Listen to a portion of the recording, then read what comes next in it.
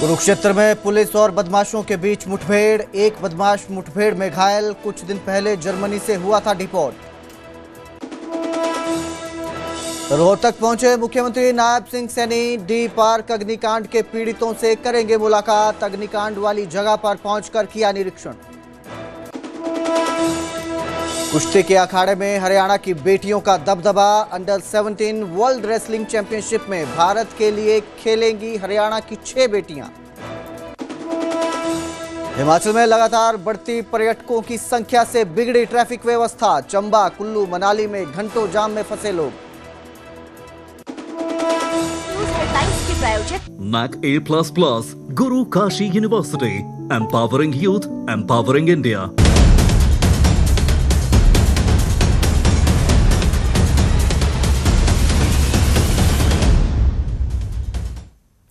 नमस्कार, स्वागत है न्यूज 18 पंजाब हरियाणा हिमाचल में। मैं हूं आपके साथ कुलदीप भारद्वाज और हाजिर हूं हरियाणा हिमाचल प्राइम बुलेटिन लेकर। बुलेटिन की शुरुआत करेंगे हरियाणा के झज्जर से, जहां हत्या के आरोपी का एनकाउंटर कर दिया गया। पुलिस की गोली लगने से आरोपी इंद्रपाल ढेर हो गया। दुजाना नहर के पास एसटीएफ के साथ ये मुठभेड़ होती है। झज्जर में हुए विजय हत्याकांड में ये आरोपी शामिल था, जिसका एनकाउंटर कर दिया गया है। हत्याकांड के मुख्य आरोपी का सहयोगी था इंद्रपाल। मुठभेड़ में एक एसटीएफ इंस्पेक्टर को भी गोली लगी है। बड़ी खबर आपको दे रहे हैं, एनकाउंटर होता है और इस एनकाउंटर में हत्या का एक आरोपी। उधर कुरुक्षेत्र में पुलिस और बदमाशों के बीच मुठभेड़ होती है। मुठभेड़ में एक बदमाश के पैर पर गोली लगी है। घायल बदमाश को अस्पताल में भर्ती करवाया गया है। तो झज्जर के बाद पुलिस का अपराधियों पर ताबड़तोड़ एक्शन कुरुक्षेत्र में भी देखने को मिला। यहाँ पर भी बदमाश के साथ मुठभेड़ होती है और इस मुठभेड़ में एक बदमाश के पैर में गोली लगी है। जानकारी के मुताबिक 12 दिन पहले ही जर्मनी से यह बदमाश डिपोर्ट हुआ था और अब पुलिस के साथ एनकाउंटर होता है। फिलहाल उसे अस्पताल में भर्ती करवाया गया है। टांग में गोली लगी है। 12 दिन पहले जर्मनी से डिपोर्ट होकर बदमाश वापस आया था और बदमाश के पास से एक इंपोर्टेड वेपन भी बरामद हुआ है। पुलिस का एक्शन अब अपराधियों पर नजर आ रहा है। एक्शन में और मोड में पुलिस नजर आ रही है और दूसरी कार्रवाई झज्जर के बाद कुरुक्षेत्र में ये देखने को मिली है। गनशॉट का पेशेंट जो है वो है जी, हमारे पास गनशॉट के मरीज को CI सेकंड की टीम लेके आई थी लगभग 1 घंटे पहले। तो यहाँ मुर्तजापुर में पुलिस के साथ एनकाउंटर हुआ, तो उसमें उसकी गोली लगी है और अभी उसके एक्सरे के लिए भेजा गया है और उसको यहाँ एडमिट किया जाएगा कैदी वार्ड में। और उसकी हालत अभी तो नॉर्मल है। Rupendra Jat, medical officer, civil hospital Kurukshetra. और बुलेटिन में अब जिक्र करेंगे रोहतक का, जहां आज मुख्यमंत्री नायब सिंह सैनी पहुंचे हैं। दरअसल डी पार्क अग्निकांड के पीड़ितों से मुलाकात मुख्यमंत्री नायब सिंह सैनी यहां करेंगे। अग्निकांड वाली जगह का सीएम ने निरीक्षण किया। आग से प्रभावित दुकानदारों की भी समस्या आज सुनी जाएगी। पीड़ितों के लिए मुआवजे का ऐलान पहले ही सरकार कर चुकी है। सीएम नायब सिंह सैनी घटनास्थल का निरीक्षण करते हुए आसपास के दुकानदारों से भी बातचीत करेंगे। आग लगने के कारणों और बचाव कार्य के बारे में जानकारी लेंगे और अधिकारियों से रिपोर्ट तैयार कर जल्द से जल्द सीएम कार्यालय में पहुंचाने के निर्देश देंगे। वहीं सीएम मृतक के परिवारों से मिलने उनके घर भी जाएंगे। आपको बता दें, ये भीषण अग्निकांड सामने आया था जिसमें 3 लोगों की जिंदा जलकर मौत हो गई थी। इस घटना पर मुख्यमंत्री नायब सिंह सैनी ने पहले दुख भी प्रकट किया था। इसके साथ ही जो पीड़ित परिवार हैं उनके लिए मुआवजे का ऐलान भी किया गया था। जो घायल हुए हैं इस हादसे में उनके लिए भी राहत राशि का ऐलान किया गया था, ताकि उनके इलाज में किसी तरह की दिक्कत ना हो। इसके भी दिशा निर्देश मुख्यमंत्री नायब सिंह सैनी की तरफ से दिए गए थे। मेरे सहयोगी दिनेश कौशिक फोन लाइन पर हमारे साथ जुड़े हैं। जी दिनेश, मुख्यमंत्री का दौरा है आज और पहुंच चुके हैं इस वक्त रोहतक में, स्थिति का जायजा ले लिया है और इसके साथ ही क्या निर्देश आज दिए जा सकते हैं ताकि भविष्य में इस तरह की जो हादसे हैं उन पर रोक लगे सके, या इस तरह का कोई हादसा होता है तो समय रहते उस पर काबू पाया जा सके?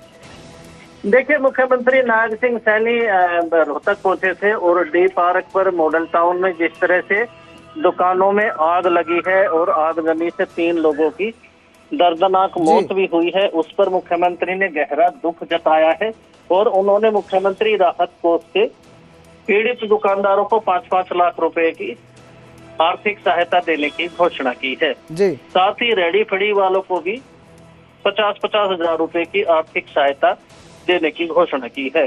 मुख्यमंत्री ने दुख जताते हुए कहा कि भविष्य में इस तरह की घटना ना हो, इसके लिए विशेष इंतजाम किए जाएंगे। दिनेश, जिन दुकानदार जो पीड़ित हुए हैं उनसे सीएम ने मुलाकात की, क्या मुद्दे दुकानदारों ने मुख्यमंत्री नायब सिंह सैनी के सामने रखे? देखिए, चाहे विपक्ष की बात करें, पूर्व मुख्यमंत्री भूपेंद्र सिंह हुड्डा ने भी दुकानों का दौरा किया था और उन्होंने दुकानदारों से मुलाकात की थी। उन्होंने सरकार से मांग की थी कि पीड़ित दुकानदारों को 1 करोड़ रुपए मुआवजा राशि और मृतक के परिजनों को एक सरकारी नौकरी दी जाएगी। हमने मुख्यमंत्री से यही सवाल पूछा था। उन्होंने कहा कि इसके लिए एक जांच कमेटी गठित कर दी गई है और जो जांच कमेटी अपनी रिपोर्ट में पेश करेगी, आगे उसके बारे में जो है विचार किया जाएगा। वहीं मुख्यमंत्री नायब सिंह सैनी पीड़ित परिवारों से भी मुलाकात करेंगे, इसको लेकर क्या अपडेट? बिल्कुल, मुख्यमंत्री ने पीड़ित दुकानदारों से मौके पर मुलाकात की और जो मृतकों के परिजनों से घर जाकर मुलाकात की है, उन्हें सांत्वना दी है और साथ ही ये कहा है कि सरकार पीड़ित दुकानदारों के साथ है। जो घटना हुई है काफी दुखदायी है, इस तरह की घटना भविष्य में ना हो, इसके लिए इंतजाम किए जाएंगे और ये बड़ा हादसा था, इसकी भी जांच की जा रही है। जी बिल्कुल दिनेश, बहुत बड़ा हादसा था ये, 3 लोग इसमें अपनी जान गंवा चुके हैं और जिस तरह से आग फैली थी काफी भयंकर भीषण रूप उसने ले लिया था। बहुत बहुत शुक्रिया तमाम जानकारी के लिए दिनेश। और मुख्यमंत्री ने परिवार को सांत्वना दी है, उनसे बातचीत की है, जो भी मदद संभव हो उसका ऐलान भी मुख्यमंत्री की तरफ से किया गया है ताकि किसी तरह की परेशानी ना मिले। साथ ही भविष्य में इस तरह की स्थिति पैदा ना हो उसके लिए भी सुरक्षा को लेकर कड़े निर्देश दिए गए हैं, बचाव टीम को लेकर निर्देश दिए गए हैं ताकि तैयारी पूरी रखी जा सके, ताकि भविष्य में कभी इस तरह की आपदा आती है, इस तरह की आगजनी की घटना सामने आए तो हम पूरी तरह से तैयार रहें। बहुत बहुत शुक्रिया। और चलिए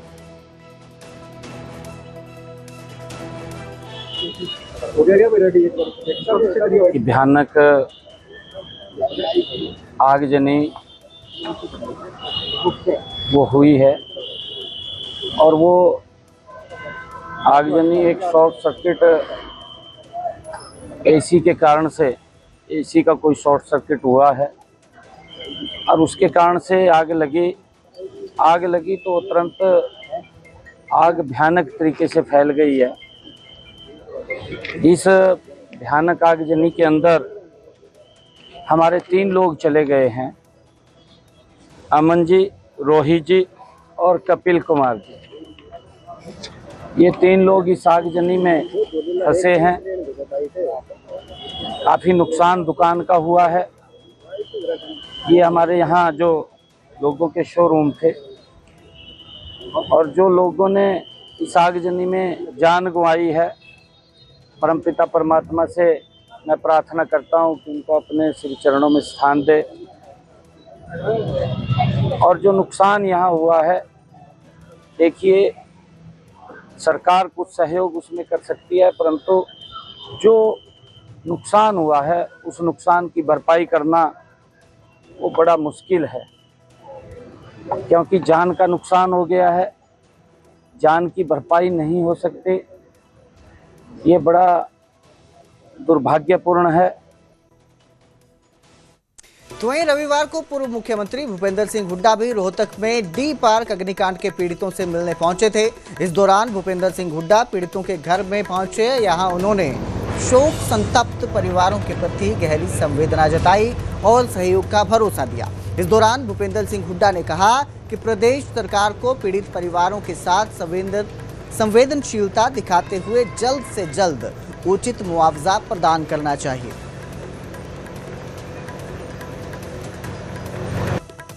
तो ये दुर्घटना हुई, बड़ा अनर्थ हुआ, 3 जान गई हैं और बड़ा भारी नुकसान हुआ दुकानदारों का, 10 दुकान चली। तो मेरी आग्रह है, एक तो जो मुआवजा दिया है वो नाकाफी है, सारे दुकानदारों को मुआवजा पूरा किया जाए और जिनकी बच्चों ने जान गंवाई उनकी घर और कोई नहीं कमाने के साथ, वही कमाते हैं, माँ बाप तो उनको सरकारी नौकरी। मुआवजे में इतनी देरी क्यों है? मुआवजे में इतनी देरी क्यों? क्योंकि आकलन 100% आपने भी देखा, आपने भी जायजा लिया कि पूरी तरह से पूरी बिल्डिंग ध्वस्त है। मैंने हमारे टच में उनको जल्दी देना चाहिए और कम से कम इंटरिम रिलीफ तो फौरन दे देना चाहिए। अधिकारियों से भी आपकी बातें हुई थी, वो निरीक्षण कर रहे थे कि अभी तक आकलन नहीं हो पाया, कारण क्या रहा? वो कर रहे थे आकलन जल्दी। तो वहीं हरियाणा के मुख्यमंत्री नायब सिंह सैनी से चंडीगढ़ में भारतीय जूनियर महिला हैंडबॉल टीम ने मुलाकात की। मुख्यमंत्री आवास पर यह मुलाकात होती है और इस दौरान मुख्यमंत्री नायब सिंह सैनी ने 23 जून से चीन में आयोजित होने वाली जूनियर महिला हैंडबॉल विश्व चैंपियनशिप के लिए महिला टीम को बधाई भी दी।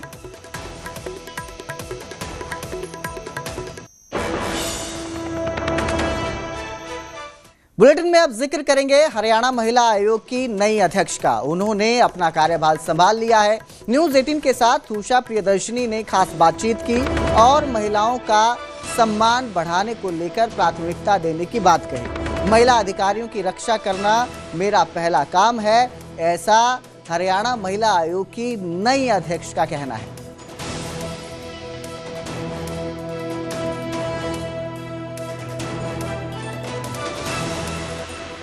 आयोग की नवनियुक्त अध्यक्ष उषा प्रियदर्शनी जी हमारे साथ हैं। नई महिला आयोग की अध्यक्ष लगी हैं। मैम बहुत बहुत बधाई आपको। सबसे पहले धन्यवाद सभी मीडिया भाइयों का कि आज एक महत्वपूर्ण दिन के लिए आप सब लोग यहाँ पर आए हमारी कवरेज देने के लिए।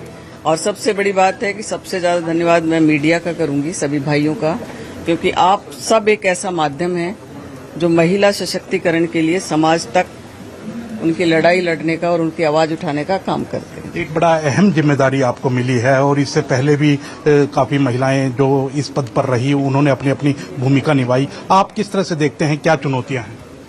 देखिए, चुनौतियां तो इंसान के हर कदम पर हैं और चुनौतियों का सामना करने की हिम्मत होनी चाहिए और उनका सॉल्यूशन ढूंढना चाहिए। और मुझे लगता है बखूबी महिला आयोग एक महत्वपूर्ण जिम्मेदारी है और महिलाओं को आगे बढ़ाना, महिलाओं के लिए उनकी लड़ाई आवाज उठाना, महिलाएं सशक्त कैसे हों इस बात की चिंता करना, सरकार से समय समय पर सुझाव देना कि क्या महिलाओं की सुरक्षा हेतु जो प्रबंध हैं वो बहुत अच्छे सरकार ने किए हुए हैं, उसके अंदर और क्या अमेंडमेंट हम कर सकते हैं उसकी ओर, क्योंकि अभी आज ही 2 दिन पहले मुझे ये काम मिला है और जल्दी इसका पूरा स्टडी करके पूरी जानकारी लेके और पूरी तरह से फिर एक बार आप सबके साथ हम बैठेंगे। आप महिला मोर्चा की अध्यक्ष भी हैं तो कहीं ना कहीं उस नाते भी पार्टी के सभी महिलाओं से और आवाज उठाती रही हैं। अब ये जिम्मेदारी जो मिली है इसमें क्या अलग होगा? देखिए, महिलाओं के साथ काम करने का मेरा 2.5 साल का अनुभव रहा और उस अनुभव के दौरान मैंने महसूस किया वास्तविकता में जो हमारी बहनें हैं उनके साथ किस किस तरह की प्रॉब्लम्स आती हैं, किस तरह की समस्याएं आती हैं, पारिवारिक विवाद होते हैं, शोषण होता है बेटियों का, प्रताड़ित होती हैं बहनें, तो कहीं ना कहीं फिर वो अपने दबाव और प्रेशर में रहती हैं कि वो अपनी आवाज उठा नहीं पाती और उसके कारण वो कहीं ना कहीं प्रभावित होती रहती हैं, मानसिक तनाव में जीती हैं। तो मेरा यही कहना है कि उन बहनों के लिए कि किसी भी तरह की, पहले भी आयोग ने अच्छा काम किया उनके लिए और आज भी अगर मुझे काम मिला है, मैं अपनी पूरी टीम के साथ उनको ये आश्वस्त करती हूँ कि उनके साथ अन्याय नहीं होगा और प्रत्येक जिले के अंदर हम अलग तरह की सुनवाई का एक प्रावधान भी करेंगे।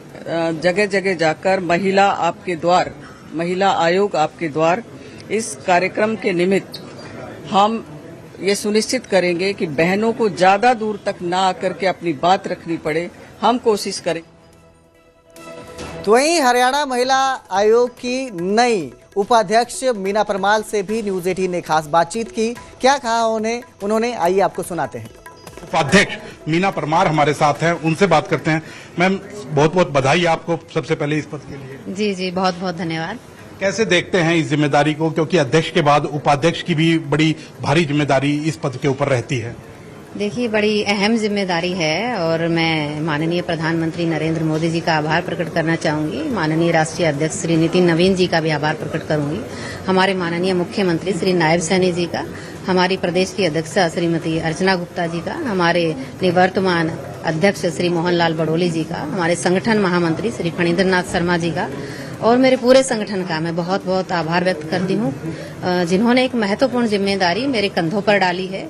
और मेरा पूरा प्रयास रहेगा कि जिस विश्वास के साथ उन्होंने जिम्मेदारी दी है उस विश्वास पे मैं खरा उतरूंगा। एक लंबा राजनीतिक कैरियर रहा है, लेकिन अब राजनीतिक कैरियर में क्या लगता है कि पेशेंस जो था वो काम आया है?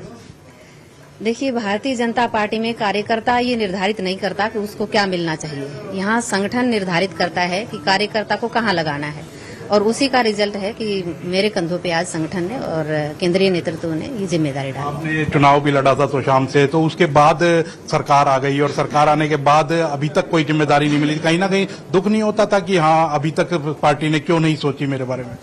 देखिए, मुझे तो खुशी है कि हमारी सरकार बनी और 2014 से लगातार हम सरकार में हैं और जन भावनाओं के अनुरूप भारतीय जनता पार्टी की जो सरकार है, चाहे केंद्र की है नरेंद्र मोदी जी की सरकार या हमारे नायब सैनी जी की सरकार, इससे पहले मनोहर लाल जी के नेतृत्व में हरियाणा प्रदेश में नए नए कीर्तिमान स्थापित किए गए।